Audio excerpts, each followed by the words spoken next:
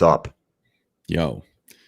So apparently we are going to have a third participant today. He's dealing with some things that maybe I'll let him discuss. I don't want to. Some things only cool single guys deal with, you know. Yeah, like masturbating. I don't know. Mark, baseball is back. Are you satisfied? I'm satisfied. I just wasn't satisfied with the game yesterday that the Cubs played. Can't win every game. We can't win every game, but we should win as many as possible because we're only playing, 60? But they added 6 more playoff teams. More than half the league is going to the playoffs, and there's no way that they're going to roll this back at next year or when things go back to normal. Like once you get a taste of that playoff TV money, there's no fucking way they're going to take that away. Dude, Cubs I know being from Chicago, all the White Sox fans right now are just like, we have a chance this year. I get that. But Cubs too, man, if they could get their pitching down, we got a fucking roster. We have a squad. Dog shit, but I mean, the White Sox, like I'm not a White Sox fan, but I don't actively hate them either. I'm fine. I used to, mostly just because as they're putting on a Sox hat, you're like, I swear I never hated them.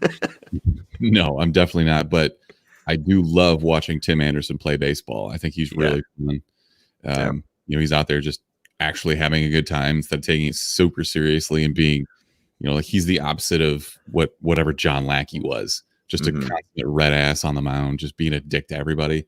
It's so stupid, dude. You're playing a game. Just have fun. Yeah. You know what? You know what's hilarious is Brick sending us that snapshot, the snapshot of one of his group me's, and he was pretending to be actually not pretending to be a White Sox fan. First of all, Brick is the most fair weather fan there is. Like he's from Canada. I'm pretty convinced because he will just follow any team that's doing well. I don't know. He made a good argument for leaving because he was a Vikings fan for his entire life, and then he was like, I can never go to a game, and he left when the Bears were at their worst. Like the Bears absolutely sucked, and he was like, all right, now's the time I can jump ship and go be a Bears fan. So I get it, and he's at least trying. But yeah, if it's baseball, he doesn't give a fuck about baseball. But him blowing up a chat full of Sox fans, and instead of calling him Frank Thomas, referring to him as Fred Thomas, is an absolute fucking beautiful troll job. I loved it. So, did you watch the game yesterday on Fox? Yeah, and now I'm confused. I thought it was only Marquee Network that were getting Cubs games. That's a national game, though, so it's gonna. Most of them are gonna be on Marquee. But what did you think of them superimposing fans into the stands when somebody hits a home run? Here's my issue. Like there are extremely talented, like visual effect, graphic designer people out there. And this shit looks like they just threw it together within like a day. Like you had so much time to get somebody that's created like MLB The Show, and get like these video game designers to actually put people in the stands that look legitimate. And they're just throwing in some fucking D-grade visual effects into the stands of people. It's garbage. I thought they were gonna do a better job at it, but it's funny that you mentioned MLB The Show though, because the piped in crowd noise, that's where it came from. They took it from MLB The Show. So I would be surprised if it wasn't just like the fan shots from the show. But it was really jarring because most of the shots, they don't have anybody in the stands, and then somebody cranks a home run, and all of a sudden there's 60,000 people there, and you're like, what the fuck is happening? Yeah. Like the foul, it was weird because they would do it on and off, like as the pitcher is throwing to the batter, they would have fans in the background, but then they wouldn't. And then some of them would only be in like starting in row 10. But I thought it was cool when they'd hit like a foul ball and then like the whole side would just be fans, like tens of thousands of fans. That was kind of cool. So you already sent me your best man, so I won't, this won't be ruining your best man. But did you happen to see this news story? We talked last week about people buying cutouts to put themselves in the stands. Yeah, I saw the Dodgers did that yesterday. So this White Sox fan bought 100 cutouts of himself for $50 a pop and threw them in the stands at Guaranteed Rate Field, which is where the White Sox play. It's kind of hilarious. just like it goes to charity, so I'm fine with it. Like it's not it's not a complete waste of money. He gave like $5,000 to charity. Awesome, good on you, dude. But if you're gonna do this, wouldn't you do like, I don't know, like a weirder picture of yourself or something? I don't know. He doesn't really stand out that much besides the hat, and I can barely see it, but it does. I assume he gets to. I actually am interested to look now. I thought this was only for season ticket holders. It's not. No, I think you were talking about the Rays were doing it for season ticket holders. Okay. The White Sox are just doing it for opening weekend, and they're donating everything to White Sox charities, which is mostly just like food banks and stuff in Chicago. So, you know, it's a noble thing to do, but I don't know, like, I don't think that I would have the wherewithal to not do something stupid, like with my hands, or, you know, like make a screaming face or something. He's just kind of like casually sitting in the stands like, hey, I don't know. It would be weird though if you're going up to bat and you turn and look and it just looks like there's 100 of you sitting there wearing the same clothes. So I bet you basically the price is based on the location in the stands. I bet it's not $50 for every location, right? He probably just picked a location for every one. Is it? I think so. Okay. That was all I saw. You know, maybe there was priority seating or whatever you want to call it, but yeah. Yeah. That's interesting. Let's do a follow-up on last week's dumb question when we talked about movie props. So we got on this because some auction house was going to auction off the Maverick hat helmet from Top Gun that Tom Cruise wore. They were saying it was going to fetch like $50,000 or something like that, which I thought was kind of low, but it got us to thinking, like, what would the best movie props be to own and like have in your basement? So I said probably the proton packs from the Ghostbusters, 1984 film. Yeah. What were some of the submissions we got on Instagram? I want to redo mine. Go for it. Because mine was so like obvious that I would say in the Dark Knight. Nobody cares what our answers are.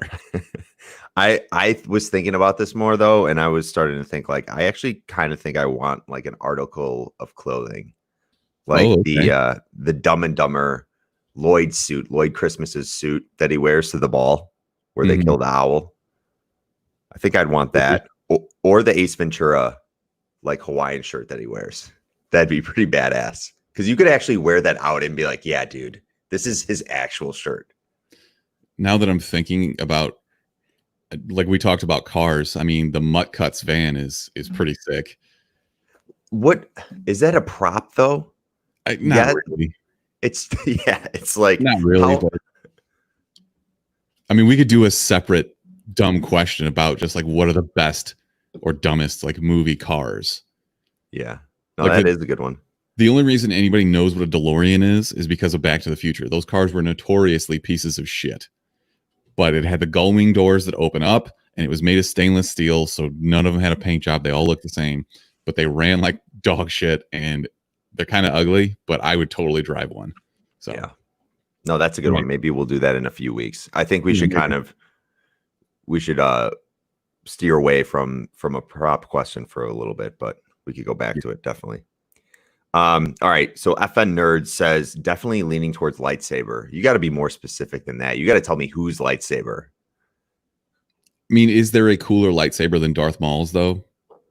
The double bladed saber? No, I don't think so. I didn't mean to bring this up, but did you see what happened to Ray Park, the guy who played Darth Maul this week? No. Was he accused of something? No. But he did send out a video of him getting a blowjob. Oh, okay. With somebody of age, I hope. I don't know these days in Hollywood. I basically just caught a headline and was just like, "Oh, I don't want to know any more about that." So, Jesus. All right, next clothes. I like Star-Lord's jacket from Guardians of the Galaxy. That would be badass. Or Dom Toretto's just fucking wife beater. You could have had anything and you just got a white wife beater. Just like, yeah. All right, what else we got? All right, Azrael 831 says Charlie Chaplin's hat. that's probably worth like a couple $1 million. I started thinking about it in that way too. Just like, shouldn't I want something that's just going to be worth a shit ton of money? And that is definitely something that you would have in a museum. I mean, what about one of the prop dinosaurs from Jurassic Park or something like that? Just have it in your backyard. It's fucking 50 feet tall. Or one of those, what do they move around the island in? Those little... Oh, the bubble things? The bubbles, yeah. Just drive around in one of those. Imagine it. You're on the Dan Ryan going to work in the morning. You just roll up next to one of those fucking bubbles on the interstate. Or if you're on the 405, maybe. Yeah. You have a loudspeaker, so it's just blasting out. Bam, bam.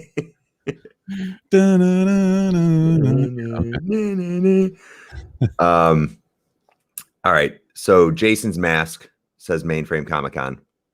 Yeah. It's a good one. He wore a bunch of masks, I feel like, throughout all those movies. They were all the same kind of, but they were all... Yeah, I guess when I think about it, though, I want something that I couldn't go to like a Halloween store and buy off the shelf. And I know there's something to it being like authentic. Yeah. But I need something that you're not going to find anywhere, or at least would be really expensive for a replica. True. All right, you said Thanos' severed head from Endgame, or the Kim Jong-un puppet from Team America. I think if I had to go like a stupid way with it, the Kim Jong-un puppet is absolutely the case. What is it? Is that a puppet, or is it just like, I remember it was like a gold? What was that gold like oval shaped thing? Was that the puppet? No, he was just Kim Jong-un. It was way before he died, obviously, but they were marionettes. Okay. I need to go back and rewatch that. Yeah, you do. Everyone needs to go back and rewatch that because it's fucking brilliant. All right. Jage750 says the coolest movie prop, I'd have to go with BTTF2 hoverboard. Back to the Future. Okay. That's a decent one, but it's not going to work. No, but it's still cool. The sports deck in the Discord says the Joker's mask. Not so Heath Ledger, like in the very beginning when he wears the actual clown mask. Bank robbery. That's pretty cool. Christine in the chat says, nope, I lost it. Sorry. Elise says the RoboCop ED209, like the gun. That's pretty sick. You could go a long way with just like movie guns. You can get watching a baby monitor as I do this right now. I'm trying to let my wife sleep in, and I had to put Max down. The Talk Boy from Home Alone 2 from Daryl at Watch It Like. I had one of those. Did you really? Yeah, I got one of those for Christmas. Back? Huh? Was it just a recorder that like a cassette tape recorder? Pretty much, yeah. But you could talk into it for like a voice memo, and it would talk back to you. I did some Googling for answers to this question too, and somehow on the list, the giant pile of cocaine from Scarface is counted as a movie prop. So I'll take that one, please. You can't get arrested because it's not. You can't just think of it as drugs. It's a movie prop, so it's not the same thing. Also, it's 100% just like baking soda or something. But what if it wasn't? What about like prosthetics? Like I talked about the Thanos head. What about the third boob from Total Recall? That'd be nice to have. You just nail it up on your wall. Or Arnold's like exploding head when he goes out to the surface in Mars. Yeah. Azrael, we are on early as fuck, as you can hear from my voice. Somebody's got to go golf today. Yeah. I gotta hit the links today. I'm slamming my coffee right now. We did get another voicemail that I want to play real quick. Kyle's been on top of these fucking voicemails. So yeah, all you guys are fucking up out there. You got to leave us some voicemails. Absolutely. All right, let's see what he's got to say. What's going on? It's Uncle Kyle again, and he's back with more shitty takes, and probably questions that you've done before. Anyway, I'm going to try to cut straight to the point. What's your most toxic trait? And I'm not talking about like, if you enjoy like kicking Boy Scouts down hills or something like that. I'm talking about like something that's not not inherently evil, but you know you shouldn't do it anyway. For me, for example, it's arguing on the internet with people who don't agree with me. I know I should do it, but stupid people need to be corrected. Yeah, hear it. Love you guys. Love the work that you do. And take care. All right. You're the best, Kyle. I don't kick Boy Scouts down hills, if that was the main question. But he's talking about his toxic traits. Arguing with people on the internet is definitely a battle that you will never win. So, and I understand, and I follow Kyle on Twitter, so I've seen some of it. I get it. And he's doing, noble arguments, I guess. Kyle, if you don't know, Kyle is a teacher, and he's talking about how kids probably shouldn't be going back to school immediately, which is a pretty good point, especially coming from a fucking teacher. So we're with you on that. I stopped arguing with people on the internet. I can't do it anymore. And most of the time it was my stupid family members on Facebook saying like the most ridiculous shit, zero fact checking, like something that takes 10 seconds of Googling to completely debunk.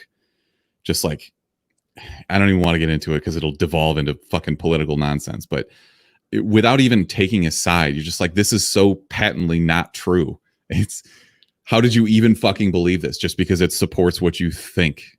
I don't know. Mark, what's your toxic trait? I feel like everyone has an aunt like that just loves reposting stuff on Facebook and doesn't even look into the source that it's coming from. They're just like, oh my God, I can't believe this. Boom. One of my favorite subreddits is Ate the Onion, which is basically people who take Onion article headlines seriously. Yeah. They don't realize that it's satire. I fucking love it, dude. These people are so stupid. Oh man, this is kind of an easy one for me. There are a few things that I do that are very toxic. I would say driving downtown on the highway, I'm the guy, we have express lanes. I'm the guy that will speed up like past the line of cars going onto the express lanes, and I'll just do a last minute and just go in. Oh, dude. No, I don't want to talk to you anymore. You are the worst fucking person on the planet. It's because I'm late all the time, and I'm just like, all right, I could cut 10 minutes if I just do this. I mean, if we're just going to list off your toxic traits, your punctuality is terrible. You never say please and thank you. Every time in the chat, like in the Discord, you'll send me messages, be like, go do this. Like, how about a please, bro? Because shit's got to get done. You can still be polite. No, impossible. I think it's pretty obvious that my toxic trait is alcoholism, which I've been a little bit better about recently, but yeah, still a drunk. It's fine. Yeah. You gotta spread it out a little bit more. You got to keep a nice drunk going the whole day. If you have a kid, you can't just black out or anything anymore. Yeah. Which you love doing. The case is like being able to actually take care of my child and put him to sleep at night. It's probably pretty important. So yeah. What do you think Brick's toxic trait is? Saying Q. Q. I don't know. I feel like Brick is a huge instigator. I'm also an instigator, though. I could just see Brick growing up, though, and just being like, yeah, you should jump that ramp, and him knowing like it's going to go bad. Just like, yeah, do it, you loser. Yeah, totally. Everybody else did it before you got here. Totally. Yeah. And then somebody jumps a ramp and like breaks both of their legs. He's definitely a shit stirrer. Since we're a movie podcast, I have to bring up the handicap seat. That's another toxic trait about me. But here's the thing. There's usually never anyone in the handicap seat in a movie theater, and they're always open. You just got to buy them. You take the chance. If somebody handicapped comes in and needs the seat, you got to get up, and that might mean that there's no seats left and you got to leave. But I take that chance. Some people frown upon it. It is what it is. I'm going to get Brick on right now because Max is crying, and I need to go tend to him. And I don't want to leave you by yourself because I've seen you try to monologue before. That's fine. I don't even have the news. That's a problem. Hold on. I sent it to you last night. I could pull it up. All right, whatever. Is Brick coming on or no? I have no fucking idea. News to us. Boop. All right, let's talk about some movie trailers, and hopefully my baby just settles down.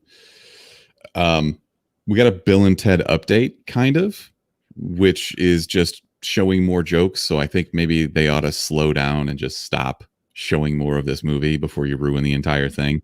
The last thing you want this to be is like something where you see every joke in the trailer. Mm-hmm. It is, though, due to hit both theaters and on demand on the same date, September 1st. So I don't know when the next time we're actually going to be in a theater is, and it's not looking great right now. It is not at all. I'm thankful that they're releasing this shit, but there's a news item that we'll get to later with a certain CEO who's saying that no way are these movies going to be released anywhere but theaters. So, have you? No, Brick's the one that hadn't seen Bill and Ted, right? I haven't seen Bill and Ted either. I feel like you have to do yourself a favor and watch both of them before this comes out September 1st. You got plenty of time. I will watch it. I feel like it's a very me type movie. Absolutely, because they're like, dude, bro. Yeah, it's absolutely right up your alley. Samara Weaving is the daughter of Ted. Wait, one of Alex Winter or Keanu Reeves. I can't really. Well, there's a blonde and brunette, so yeah, obviously they pair up that way. Do you think they're going to do this where they set it up for a sequel and the daughters just take over? That seems a bit like a very 2020 thing to do. Yeah, I can see that. I think they're also going to have to kind of play the crowd a little bit, and I think they're going to have to play the crowd a little bit and see how people react to the whole, like how they do as the daughters. Yeah, people enjoy it. If not, then who knows if they're going to end up doing a follow up to it. Okay, we've got a hot take in the chat. Dark Age 9117 says, my main issue with the movie industry today is milking a franchise into the ground for money. Apropos of a Bill and Ted movie, franchises like Fast and Furious, in my opinion, should have ended years ago. No, immensely popular. People will go see them, but it seems like with movies that have spanned decades, the creativity in them is starting to fade. Yes and no. I agree, but also when I see another Fast and Furious movie, like I get inherently excited for it. Yeah, you're just like, what the fuck are they doing now? I guess I'm probably one of the reasons why these movies keep happening. And he follows up in the chat. I'm sorry, he or she, I'm not sure. Perfect example is the James Bond movies. I used to watch them well into the 90s, but now it just feels like all the creativity is gone. It's the same thing over and over again. I can see that. My biggest problem with the James Bond franchise right now is that I can't remember anything that happens in those movies, which is a sure sign that they're kind of boring. Daniel Craig is fine, but you can tell that he kind of doesn't want to be there, which is rough. So, yeah.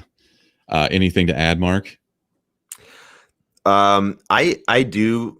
I think I'm with you, Smithers. I agree to some aspect. If we're talking Fast and Furious, we just love those movies, and we're like, okay, they're going to space this year. Nice, we're in. But I get it. But we're in a time where it's just reboots, and it's with Disney, and all these franchises that've been around for so long. I don't think it's going to change. Where yes, people need to be more creative and start thinking of their own shit to do. But yeah, all those old franchises are always going to be here, and there's always going to be people rebooting them. But we do get some good reboots once in a while. Like when Daniel Craig did come on as Bond, I thought it was great. But now I'm at the point where I'm just like, I have no fucking idea what happened in the last one. I couldn't even tell you what the last one was called. Casino Royale was good. That was the first game on to do. But I think that it's a valid point, because when studios are throwing all their money at a Fast and Furious movie, that maybe an indie flick that's an original idea just kind of gets pushed to the side, and that's a problem. But I don't know. Brick is here and just kind of walking around in the background. What up, dudes? Oh, sweet big bro. How the hell are we? Well, we're good. How are you? I am fan-freaking-tastic, y'all. I can't seem to see your faces, which is making this even. But there you are. What up, boys? All right. So how's the new digs? What do you think? It's pretty open. Pretty open floor plan, don't you think? I gotta sit back farther. Some artwork on the walls or something, but yeah, all the stuff is actually like right in front of me over here to the left and to the right, and everything else is in transit. Maybe we gotta buy shit first. So not even in transit, it's just in you have to buy warehouses. Own anything. Got it. Okay. Give me a rundown of the last month of your life in under 30 seconds. Okay. Clock is ticking. You have 25 seconds. Yep. Homeless for 3 weeks. Just lived in Colorado for a while. And then sold my car because it was a piece of shit. Getting a new car tomorrow because apparently you can't buy cars today. That's a rule. You're welcome, by the way. Yeah, thank you. That'd have been awkward to drive around there, or not even drive there. I had to get a ride to that and be closed and be like, "Yep, sorry, dude. Thanks for the ride, but let's go somewhere else." And then now I got my new place, dude. Nice. That's it. It's life. Thanks for the update. You're jumping into the middle. We keep going with some news. I'm guessing you didn't watch any of these trailers because you are a boob. I was occupado last night, dude. All right. Rick, what is your most toxic trait, would you say, about yourself? Being hilarious and awesome. Okay. Yeah. So what we said earlier is definitely accurate. You'll have to Which go back. was? I'll have to a little teaser for me to go back and re-listen to the episode. Nope. All right, let's move on. Mark, did you watch the trailer for Truth Seekers starring Nick Frost and Simon Pegg? I watched every trailer you sent me. I thought this one was great as much as it could be great because Simon Pegg is in this. I think and Nick Frost. Yeah. Nick Frost is hilarious. I think he's actually funnier than Simon Pegg. But Amazon, I think it's good that they just release these trailers that are super short and don't show you anything. It's just like a snap cut to somebody's face that you recognize an actor, and they don't give you too much. They're like perfect. They don't need a 3-minute trailer to get you into it. But less is more. That's what I've been saying for trailers for years. Give me just what you want to see. Give me a little preview of what. Let the imagination run a little wild there. I don't need to see the whole plot of a goddamn movie. Stupid. Right. Most toxic trait, always being correct. Yeah, exactly. All right. It's frustrating dealing with satire of these ghost hunting shows that have been on TV for the last, 20 years. It's making fun of these idiots that produce them, since ghosts clearly aren't real. This is coming later this year. Ghosts are not real. Prove to me that they're real. I can't right now. I'll send you some links. I'll send you some links. I've been taken over by a ghost before, so that's my proof, dude. Oh, okay. That's definitely gonna convince me. Okay. I've been embodied by a ghost. So we don't have it is coming later this year. I missed you so much just jumping in and talking over me when I'm saying something that's actually useful. You fucking idiot. Uh, All right, next trailer is for a show called Utopia. So this is from the people who wrote Gone Girl and Sharp Objects. This would be actually just the screenplays, which makes more sense because those were both books. This was actually based on a book that I'm blanking on the name of, but you got John Cusack and Rainn Wilson in there. Rainn Wilson's only good if he plays Dwight. Every other role he plays is meh. That's not true. He did Super, that movie that was pretty good. It was. He's good when he just plays an idiot, I think. He did The Meg, remember, with Jason Statham? I wasn't on that episode. We try not to think about that fucking movie. But so this is, again, coming to Amazon, this 8-episode thriller, quote unquote, that imagines a group of nerdy pals that start to catch on that the cult graphic novel that they're all obsessed with is actually not a work of fiction. So kind of misleading, and then they start to find shit out. It's got a real Stranger Things kind of vibe to it, minus the 80s setting. Wasn't there a movie like The Secret Window or something where the writer wrote death and then they kind of came to life? Isn't that Johnny Depp? Yeah, is that the Johnny Depp one? I think that, or was it like a Are You Afraid of the Dark episode? Like, okay, well, I don't know. That's the same thing. So yes, I'm sure it was on Are You Afraid of the Dark? But this looks interesting, kind of. That's the thing I can say about it. It's based on a true story, so these ghosts in it are obviously real. I'm looking forward to it. I think it would be great. All right. Mark, talk to me about Helstrom, because this is a comic book TV series coming to Hulu. I knew it was something. I knew it was either a video game or a comic book. I've not read it, obviously.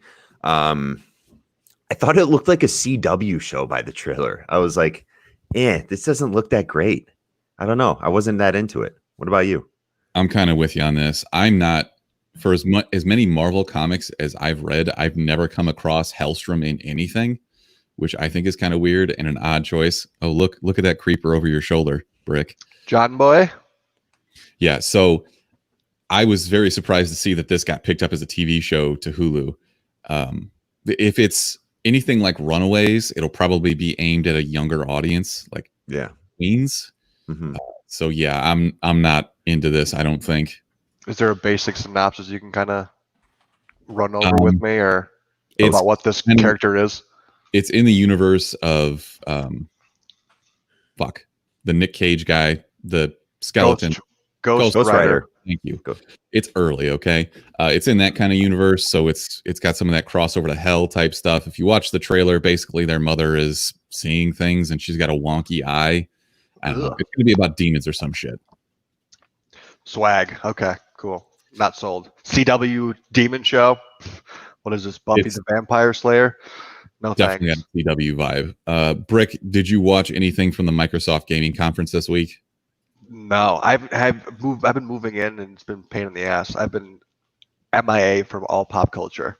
I don't see any boxes or anything in your place right now. Yeah, it looks very situated. Because I just moved in. Yeah. Well, you just walked into your new place. We're going less is more for our new place. We have very high ceilings. Everything is echoing. We're gonna have a brutal echo. I got a feeling. Well, anyways, they had a game conference this week where they basically announced next-gen games. The only thing that really came out of it for me is that we're getting a new Fable game, and also they released like 8 minutes of Halo footage. Mm-hmm. Fuck yeah. Nothing was really, like, I said the PlayStation conference was kind of boring. This was worse. Yeesh. Yeah. So I was kind of asking the guys in that other Discord that were in Brick, just kind of like, did you take anything away from this? And it was kind of just like a resounding nope, don't care. Bummer. Yeah, well, I'm pumped for Halo. Halo will be sweet for the first month, maybe, and then I'll just get outclassed and be like, man, this game's not that fun anymore. I'll stop playing it. You're the king of picking up a game and being decent at it at first, and then everybody else figures the game out, and you just don't get any better. Exactly. Because I'll like lose a week, and then in that week I'll be bad for like 6 games and be like, fuck this game. This game's stupid. And then I for 3 weeks exactly play. Can't even. Yeah, exactly. You think that Halo game will be good, Brick? Well, the last couple of Halos haven't been spectacular. Halo 5 was good, but like back when it was like Halo Reach, I don't know. Sometimes they like, besides Halo 3, and I thought Halo 5 was pretty good. Sometimes I'm just like, what the fuck happened? Like, they're usually so hot and on to like their games that they put out, but then some of them are like, what? The problem is like the base game was so good, and then technology and all of the like game mechanics advance, and that changes the core elements of the game, and then you have that nostalgia factor mixing in with some of the new elements that don't quite work as well with the previous game, so that it just doesn't give you that same vibe that you want. All right, good take. I think it's pretty much been downhill since Halo 3. Yep, I agree with that too. Halo they try to 3 get like the jetpacks and all that stuff, like it made sense for classes, and that's where a lot of the games kind of went in terms of those online multiplayer games, and then just didn't jive as well with Halo, it seemed. I don't know. Okay. They reached per se after Halo Reach. All right, I'll see myself out. Great. Let's just kick him out of here. All right, he's back. So earlier I alluded to a certain CEO by the name of John Stankey. Amazing. He's the CEO of AT&T, which basically owns the studio that's going to be releasing TENET. And TENET has basically been taking off the schedule. They don't have a release date for it right now. And he is adamant that they are never going to release this on demand. It has to go to theaters. I don't know. If you're going to put a $20 price tag on it, I feel like you'd be able to make your money anyways. But this is definitely a Christopher Nolan thing where he's going to be like, no, I want to see this in theaters, which seems to be like a common thread right now for guys who are entrenched in the movie industry. And maybe we'll get to that a little bit later when we talk about Tom Hanks and Greyhound. I think this guy's full of shit and he has no fucking idea. Like if crowds get anxious enough or they lose enough money or need an income stream, they will absolutely release this on streaming. But they'll wait until the last possible. That's the last resort. Isn't that kind of the curse of like New Mutants though? Like we've been talking about it for so long that nobody gives a shit anymore. They had a San Diego Comic-Con panel this week where they released even more footage and nobody cares about it. Yeah, but at the same time, like New Mutants wasn't it getting bad reviews too? Like Nobody ever saw it though. so they changed it. They did all these different. Yeah, I guess after a while, but because they were making changes, this is just like we have a good movie. We're waiting for it to be part of the theater experience, rather than it be like, oh, throw it on demand. It won't get as high of acclaim because you're watching it on your own TV, your 50-inch screen TV, rather than a giant IMAX. It's like a theater experience thing that I think they're going for. Mark, how long before Robert Pattinson just comes out and starts spoiling it just to be a dick?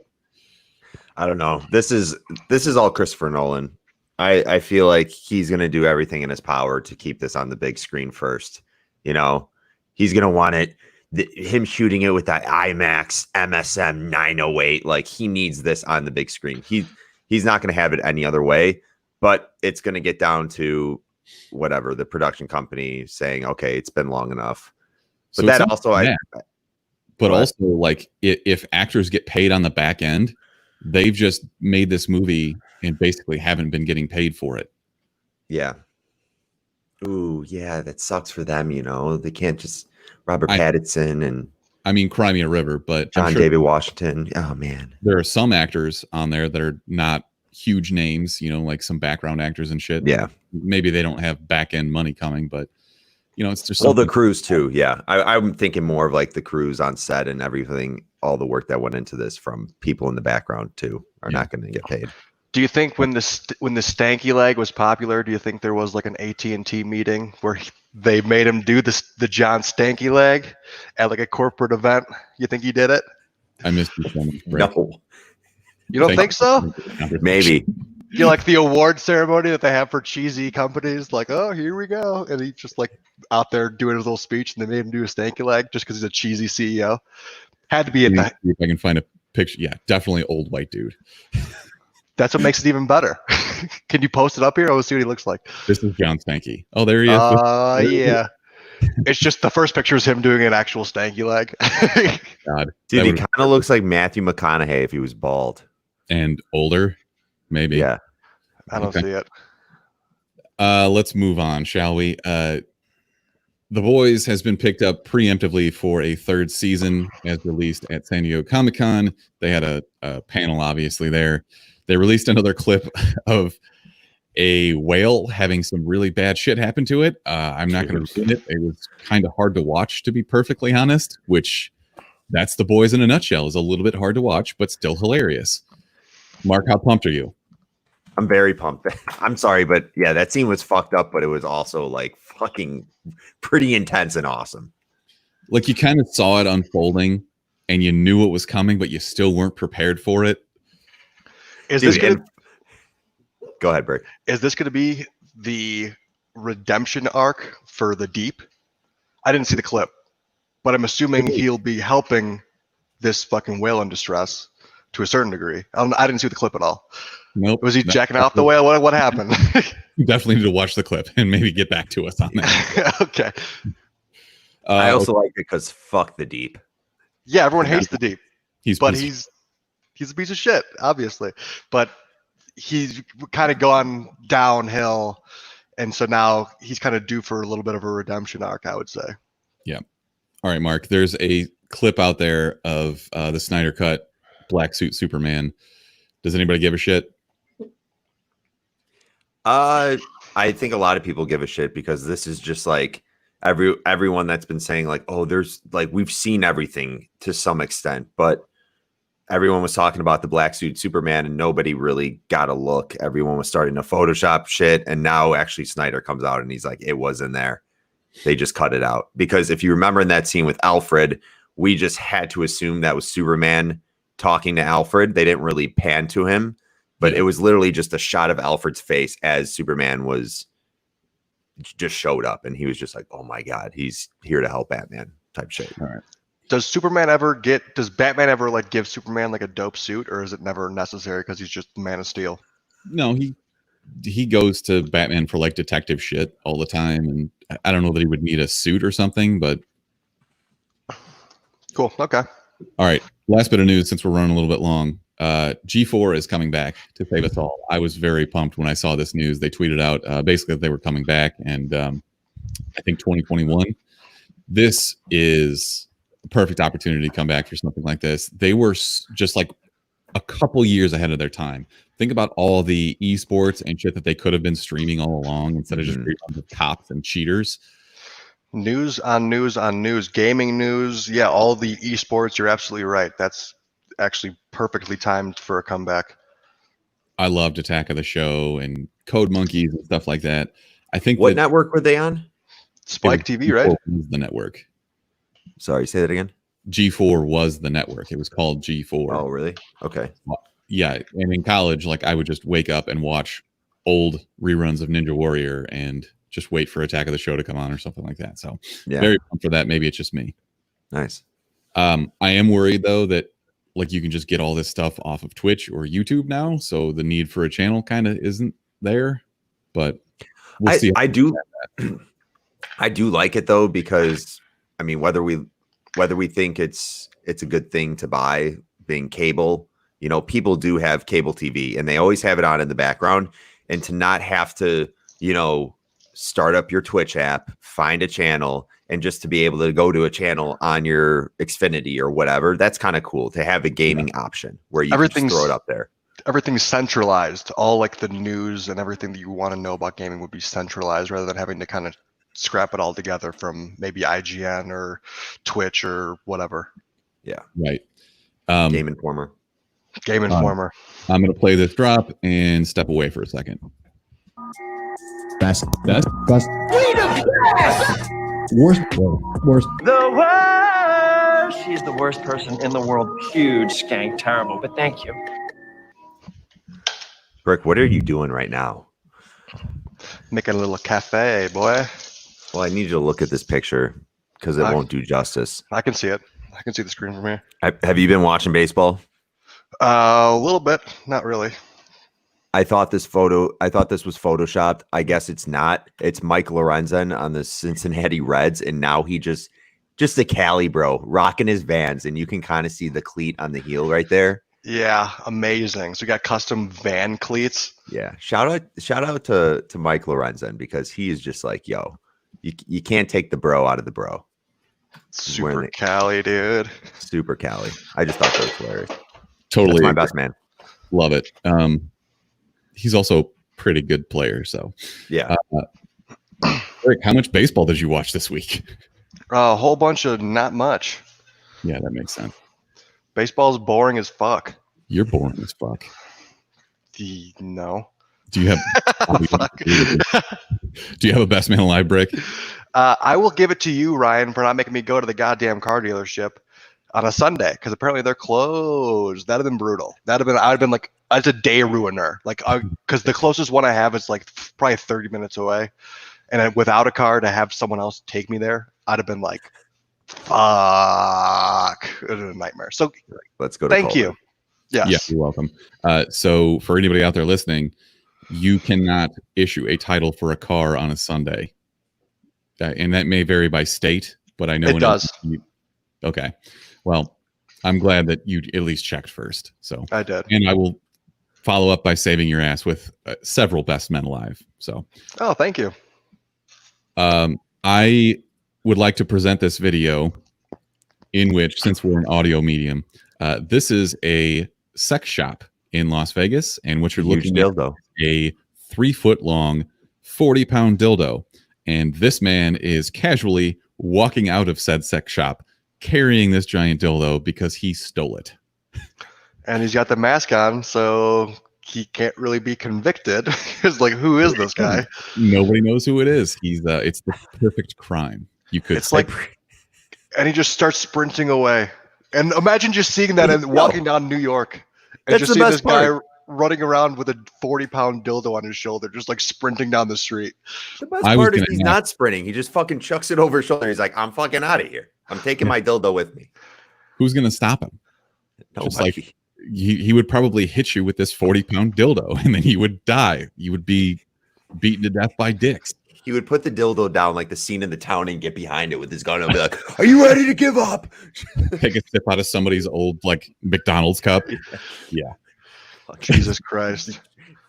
So that is my best man alive. What can you even do with that size of a dildo? You know, That's fuck a giant.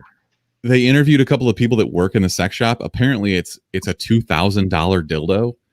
Jesus. Who's making these dildos, and for whom? Who's buying a $2,000 fucking dildo? It's like a.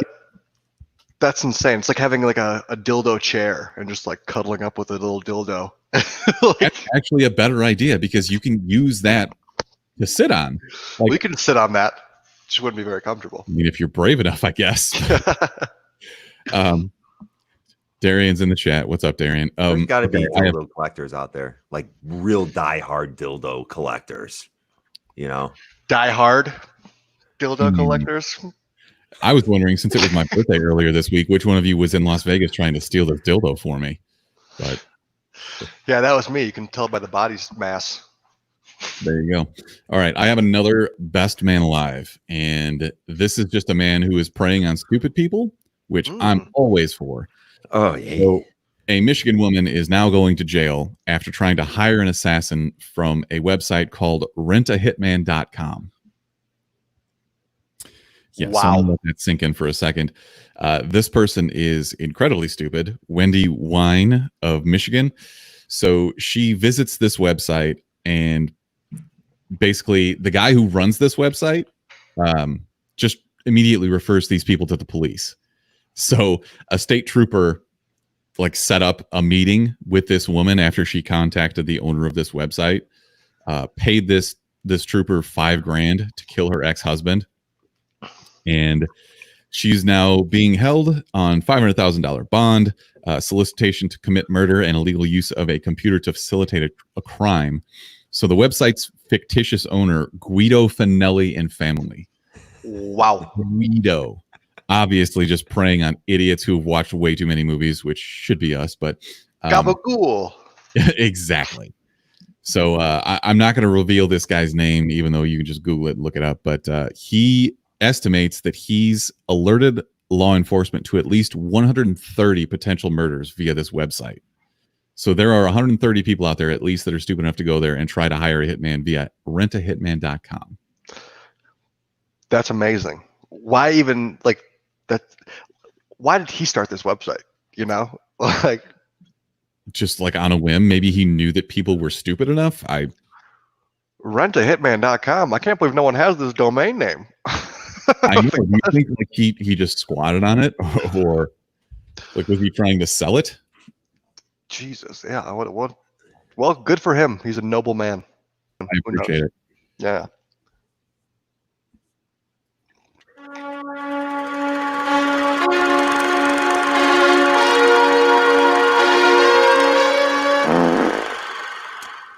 All right, I'm wondering if I should just step back and let Brick fawn over this movie for the next 10 minutes.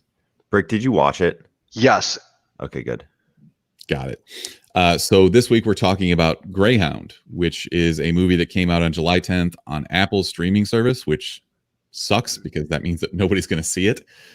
But let's just get the normal stuff out of the way here. So I'm looking at Rotten Tomatoes right now, trying to find this. I think it's at like a 82 or something. 79% on Rotten Tomatoes, 77% from fans. So we've got some general agreement here in the quality of this movie. This was directed by a guy named Aaron Schneider, starring Tom Hanks, who also wrote the screenplay. It's based on a novel from 1955 called The Good Shepherd by C.S. Forster. Also in there, you'll see Minkus, who is Mark's new enemy and is following him everywhere. Dude, that fucking guy. I'll tell you about that in a second. Go on. Okay. So this is the story of basically in World War II, you had escort ships, battleships, who were trying to facilitate trade between North America and Europe. And obviously, they were dealing with German U-boats. And if you've seen the trailer for this, you know that it's basically just a butt-clenching battle scene that's 90 minutes long. I loved that this movie was 90 minutes long. It was perfect. Yes. But less is more. Brick, I'm going to step aside and just let you talk about this. You're going to be disappointed because I didn't really like it that much. Wow. I was like, Tom Hanks is yelling out coordinates and then you can deflect fucking miss. I don't know. I just wasn't into it for some reason. I thought it was a little boring. It was like a 90-minute battle scene, but I was like, I didn't really feel for any of the characters. There was like a shoehorned love interest with Tom Hanks That goes nowhere. that goes nowhere. Give me my monogrammed slippers. Like, fucking, I don't care. I don't know. I felt there was a little bit like boring, just throwing out. And then the Germans were talking shit and via the. Yeah, felt like though the cutaway scene to an actual World War II movie, except it was just way too in detail and 90 minutes long. Like, yeah. I don't know. I feel like this should be generals talking to each other via Morse code, and then you cut away to this scene for 10 minutes, and that's what happens. 10 minutes. You can show some of the ships that exploded. They had some pretty cool CGI, but like it didn't need to be 90 minutes. I mean, the fact that it was only 90 minutes was a godsend, because if it was any longer, it would have been fucking. I would have fallen asleep even more than I already did. It was like so shocked to hear you say any of this, but it just seemed like it was just naval battles never do it for me. I mean, have it cut. I mean, Dunkirk was fantastic because it was like intense, but like it just, I don't know what it was. It was just not that good. Not that good of a plot for me. I think one of my problems was, and I think Brick would agree, if you look at the track of the war movies that Brick loves, you get a bigger picture of like the impact that it has, you know, on World War II or World War I or whatever war it was. This was like looking at it through like a microscope where it's like, yeah, I get this is a naval battle, but it didn't really set up a bigger picture as to like the importance of what they were doing, like how they were shipping stuff. And I don't know, it was kind of just like, yeah, what's going on in Tom Hanks's life, you know? And then you can see just how communication was before between like all these people on the ship and stuff like that. But it really didn't have that broader, like the importance of this was whatever, you know? That's actually a great point. Is they should have done less of, you know, the actual like less of what the ship was and like the naval battle itself, but maybe include where those supplies are going, what those are actually. Maybe have another story intertwined with it. You make the stakes a little higher. Exactly, because otherwise it just seemed like it was just Tom Hanks, just like, yep, here we are. Here's a boat. I mean, I don't know. I disagree with that.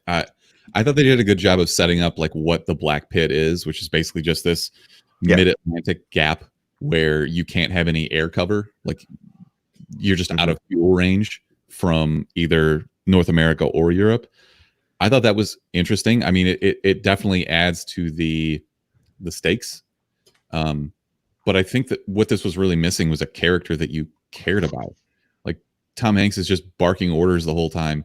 They really, by the way, they really expect you to know a lot about naval communication and how shit works. Because like I got some of it out of context, but a lot of this shit I was like, what the fuck is a huff duff? Or I don't fucking understand any of this. I was lost during that too, and I thought they could have done a better job of. I don't know about explaining it. Would have been kind of there had to be a more creative way to kind of introduce some of the tactics that they were using, because everything it did just seem like coordinates this and blah blah blah there, and it's like I was lost, and so like I watched it with LB, Lauren, she was like lost too. We just like couldn't get into it.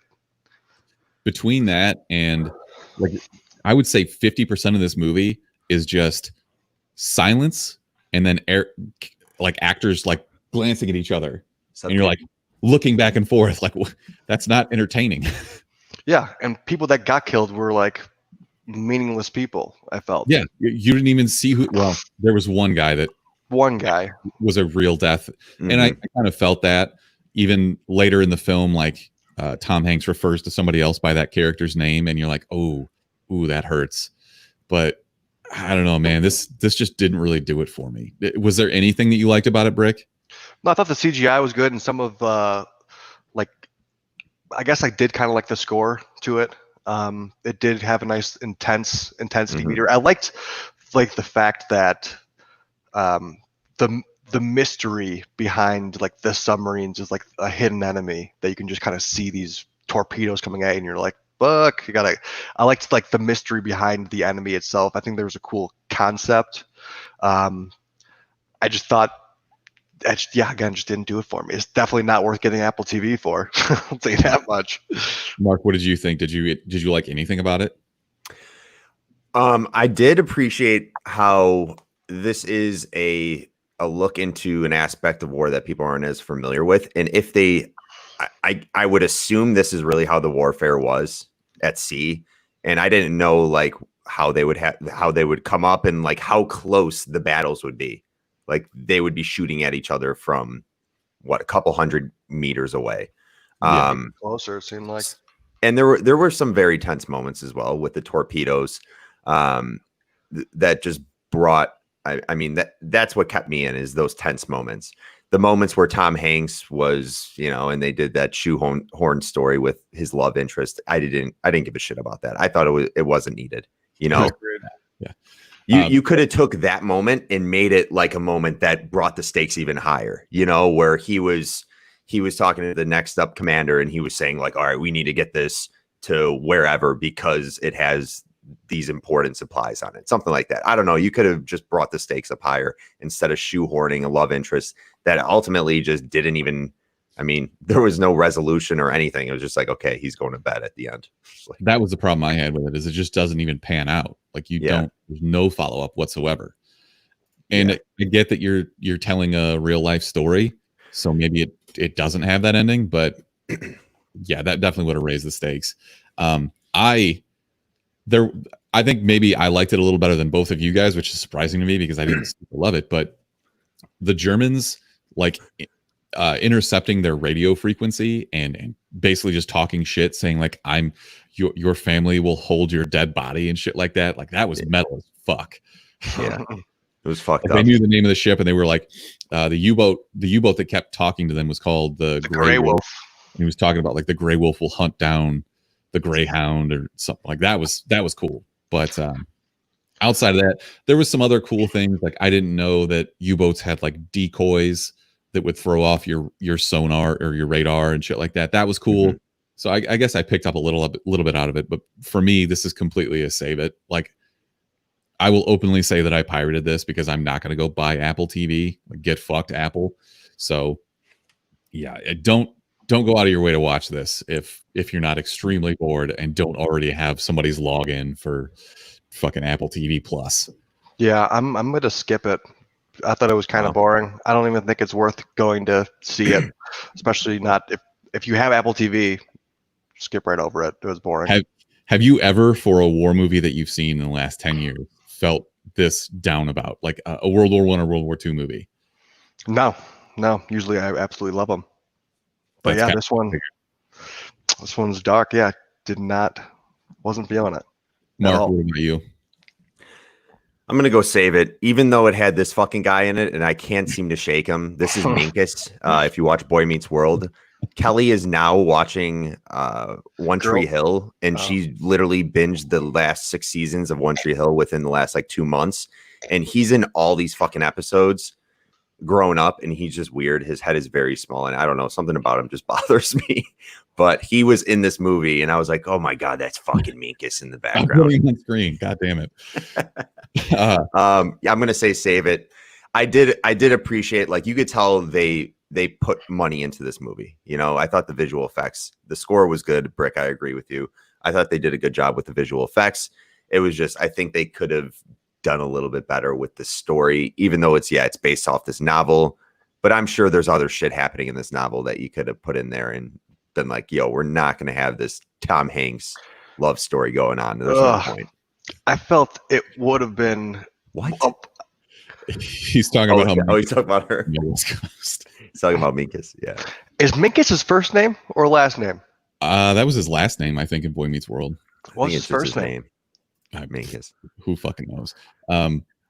You did trivia question. What was Minkus's first name? Who fucking cares? Stuart. Yeah. Stuart Minkus. There you go. Okay. Thanks, Tony. Thanks for. So this movie had a $50 million budget. This was not going to go to streaming at all. But then obviously COVID-19 hits, and you're trying to recoup some of your money, so Sony sells it to Apple. Tom Hanks is not pleased with that. He's not happy that this didn't get a wider release audience. Joke's on you, Tom Hanks, because I just pirated it. So he directed this, right? Or he did screenplay or something? Screenplay for it. Aaron Schneider directed it, which I don't know. Okay. Like Tom Hanks, you think about Tom Hanks, you don't think about a straight-to-streaming movie. So definitely not. I think this movie would have been better in theaters, because I think if there's any sort of distractions available around you, it's just like they're talking about submarines and different coordinates and stuff, and then there's other stuff that can distract. It's like you can just easily get veered off from what they're talking about and lose a little bit of interest. I feel that's what kind of happened to me, at least. That's just my ADD maybe, but it was also just kind of it's just boring. If maybe on the big screen those CGI effects have a little more effect, maybe you're more locked in. Maybe the sound that they had, because the score was good, brought you into it more. Maybe that's why Tom Hanks would be pissed about that. But I don't think this is a very good movie to watch from home. So there's some interesting news in the chat. Apparently, so many people actually think that Minkus became Chanel West Coast that there's a Snopes page for it. I have to find this. I fucking believe, and that's probably why I can't stand him, because I can't stand Chanel West Coast as well. I guess we'd have to ask Minkus to laugh, because you can't get away from her fucking laugh. Become Chanel West Coast. What? Oh my god. This is amazing. Oh my god, look at this side by side. Dude, what? Lee Norris, better known as Corey Matthews' nerdy middle school classmate Stuart Minkus on Boy Meets World, did not become actress Chanel West Coast. Oh boy. Yeah, I'm gonna have to spend some time looking through this. The child are fucking brilliant. Transformation Tuesday. Birds aren't real. Thank you for bringing that to my attention. Okay. Hey, I got a question for you guys real quick. What's I up? completely missed this in the beginning when you had the first U-boat come in and they were all fucking tight butthole about it and freaking out. And then they took it down and you see Tom Hanks looking in the water and there's a shit ton of blood, it looked like, right?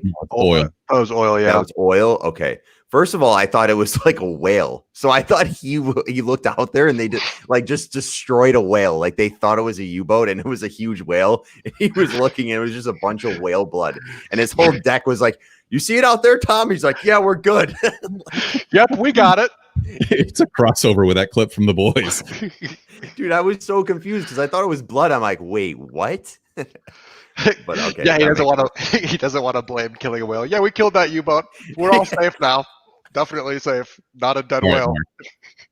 I'm going to let you get your recommendation in so you can go get ready for your golf game. Yeah, I got to hit the links. My recommendation is this new Mafia movie on Netflix. It is called Fear City, New York versus the Mafia. It's only 3 episodes. They're all, I think, an hour long, but it gives you a look into like the late 70s and the early 80s of when the Mafia was just running New York, from everything from unions to like cement, like laying cement, to all the restaurants, the drugs, everything they had their hand in.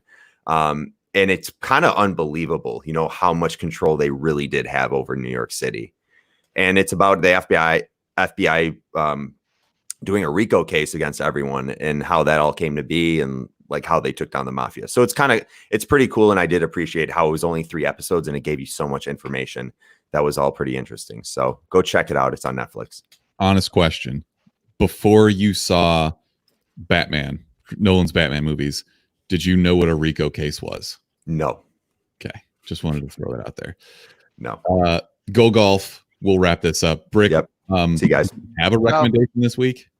So I did see Palm Springs last night, and that shit was fucking awesome, dude. That was a great movie. It was funny. It was interesting. And some of the lines in there were fucking hilarious. That girl was spectacular. Whoever the actress was. Milioti, yeah, she's awesome. I hope I can see her in more shit. She was great. She had great chemistry with Andy Samberg. I think that was honestly probably my favorite movie of 2020 so far. Yeah, I think so too. It was so fucking good. And there was it was quotable too. Like, just it's so funny how they like reacted to certain situations. Like the police just like coming out of nowhere, and she just turns around immediately, just goes, "Suck my dick, officer, bitch." I loved it. It's a great look into, how people would act when there are literally zero consequences for their actions. Zero, absolutely none. And it's insane. I love how they kind of took the story the way they did. I thought, again, the chemistry, comedy was there. Great movie. I also saw Hamilton, turned it off. It was fucking boring. Wow. Okay. Stupid. I thought it was pretty great, but It was boring. Yeah, and I love history too. I thought it'd been great, but I didn't do it for me. Might have been probably better at a live performance. Of history. Maybe you're just over it. Maybe you've had too much history. Yeah, maybe, but it feels like it would probably be better at just a live show, Yeah, maybe. Okay. I have a recommendation that might interest you, and it is Rogue Company, which is a new third-person shooter that came out, I think, earlier this week. You can get it on Epic Game Store right now for $5. I think if you're already an EGS member, or if you have an EGS account, there's nothing really to write home about here, but it's just that's what the guys are playing right now. So I downloaded it and I started playing it. I don't know. I would kind of compare it to Apex, except it's not really an FPS. Azriel's in the chat. He says he's been playing it. It's interesting. It's cross-platform, so you've got Xbox and PS4 on there too. I think it's actually on Switch too. So if you wanted to get murdered by people on PCs, you can try and play it on your Switch. Hell yeah. Have you seen anything about this, Brick? No, I've been so out of the fucking loop recently. I gotta buy a desk today. I gotta do a bunch of other shit. And then once I get all that, we just set up internet yesterday. So I'm finally gonna be back into the swing of things, and I'll be back into the gaming world hopefully soon. And I won't have Counter-Strike and Apex had a baby. Okay. Yeah. And they fucked. Or Valorant plus Gears. Yeah, Gears of War. Yeah, it's pretty accurate. It's not Battle Royale. There might be a mode for that, but it's 4v4, and it's class-based? Yeah. Yeah, kind of, but not really. It's not really that focused. Like, I don't know. You'll have to play it. I'm not doing it any justice, but yeah. It's also all about who you play with at the same time. Absolutely, we got the gang. Yeah, I was drunk last night playing with Frank and Will, and I was absolutely getting murdered because I suck at shooters, but I had a good time. So there you go. That's all that matters. Hey, how's that new apple beer, by the way? It's Busch Light Apple. That is a recommendation for sure. If you can actually find it at your local liquor store. I had to buy 2 12-packs because they were out of the 30 racks, but it's a good daytime outside beer. It just tastes like apple juice. Ooh, Natter Day or Busch Light? Apple. Which one do you like better? That's tough. What's not a better summer beer. I think I still got to go with Natter Day. Ooh. I think that this would be a perfect like fall beer. You think of like apple cider or something like that, like watching football all day, drinking Busch Light apples, like a tailgating event. Yeah, something like that. So, which there are not going to be any of those in the next year. So fuck. But it's not like a cider where it's super sugary. It's got a little bit more sugar in it, but it's not too sweet, and it doesn't give you a headache after you drink 3 of them. So clutch. I'm gonna look for those. Yeah, that's another recommendation for the boy Smithers. That's what I'm talking about. All right, let's wrap this up. As always, you can find us on all social media platforms at the Chumpcast. You can also call us at 847-920-6107. Kyle's been doing all the heavy lifting for you fucking lazy people out there that have not been leaving us voicemails. So get out there and do it. DM should be back this week. I think our DM is back from vacation. So check that out. It'll be either Tuesday or Wednesday, most likely. And I guess until next time. Chumps out, motherfucker. All right. I have to play the outro because Mark is gone. Cool. Oh, God.